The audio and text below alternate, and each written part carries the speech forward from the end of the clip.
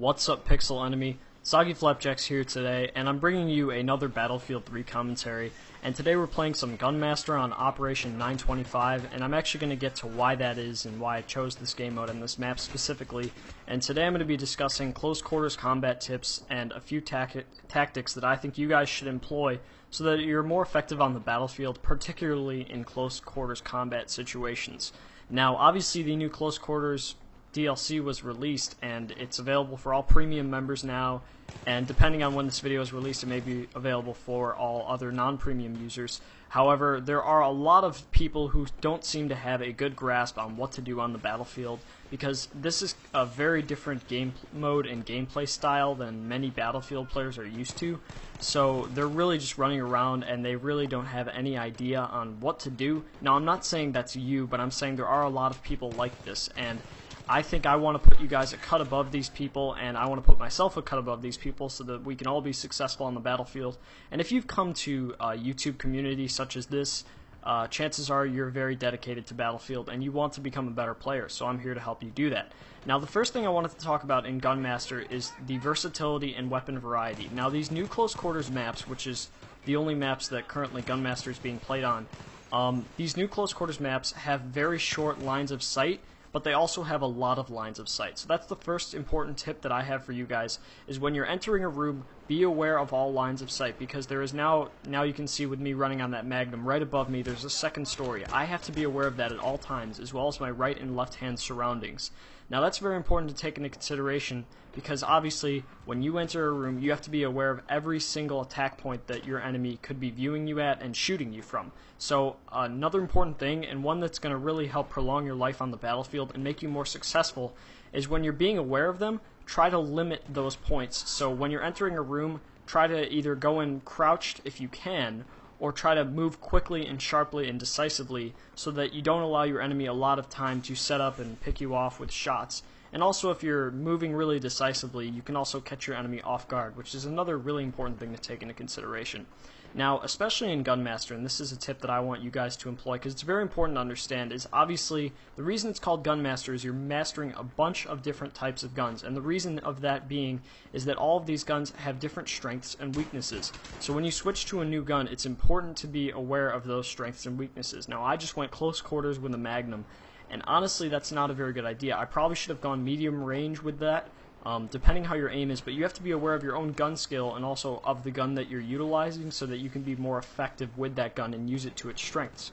Now, I talked about cornering, but another thing that's important about cornering is when you're moving decisively, you also have to bring your sight up to your enemy quickly. So you have to be attentive and ready at the mouse, essentially. I mean, you can't really slack off or I would strongly recommend not listening to music if you want to be doing well. You got to stay focused. So when you're cornering, move quickly and try to hug the wall so that you can minimize attack points. Now, another important thing about minimizing attack points, and I touched on it briefly, but I want to go back to it, is limiting your profile.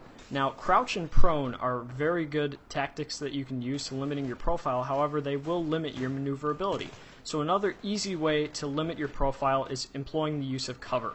Now, cover is a very, very, very important part of Battlefield, but it's also changed a lot in the new Close Quarters expansion pack. It is important to be aware that a lot of your cover now can be destroyed. With this new HD destruction that DICE is employing, it's very important to realize that what may be your cover right now may not be your cover 20 seconds from now. So it's important to move quickly from cover to cover, but at the same time utilize it so that you can be effective with it and essentially not just get absolutely destroyed when you're sitting behind a cardboard box and eventually it just gets absolutely blown to bits. Now, another important thing to take into consideration so you don't get blown to bits is when you reload. Now, reloading has become a much more tactical action now in close quarters, and it always has been, but now you really don't have much time to react if you have been in the reload animation. So you really want to avoid being caught in the reload animation because that can easily cause you many deaths and many frustrations many a time. So in order to avoid being caught with your reload, be aware of your magazine size and also be aware of the situation that you're in. Because if you have half a clip left on an SMG and you know 3 guys are around the corner, you should either back off and run back and reload, or you should not reload at all, and then you should just wait for a guy to pop around the corner and shoot him before you reload. So it's important to be listening for footsteps, for other sound cues, like hearing some name in Russian yelled when you're on the US side. That's just a general thing that you should understand, that there's guys around you.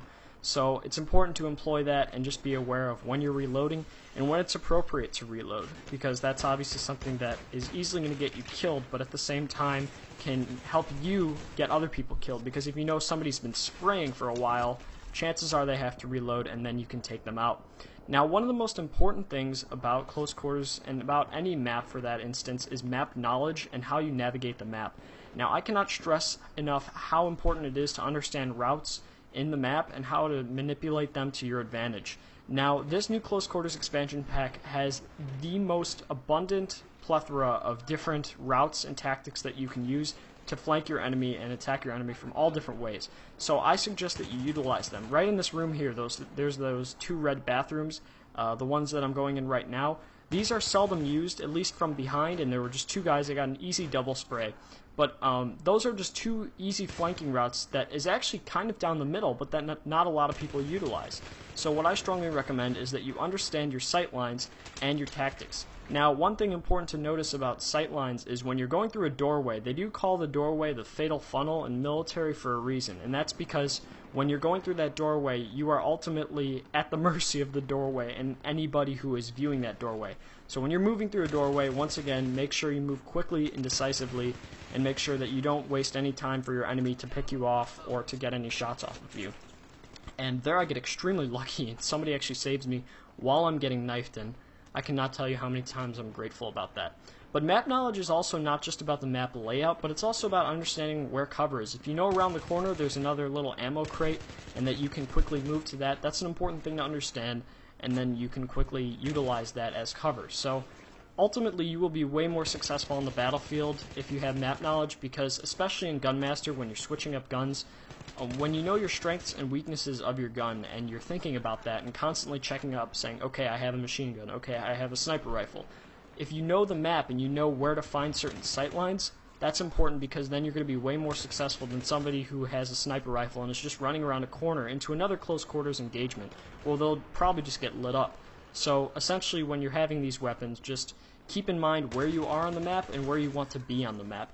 Now, an important thing to understand about where you are and where you want to be on the map is not only physically on the map, but also where the enemies are. Now, normally you can have your mini-map to check in on that, but another good indicator is where your friends and where your squad mates are not.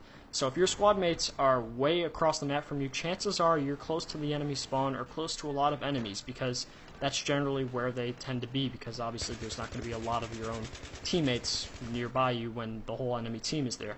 So essentially I like to prefer to stay away from my enemy team unless I'm running with a squad, but generally I'm going to encounter more action and more success because I won't just get pinned down to the many choke points of the map.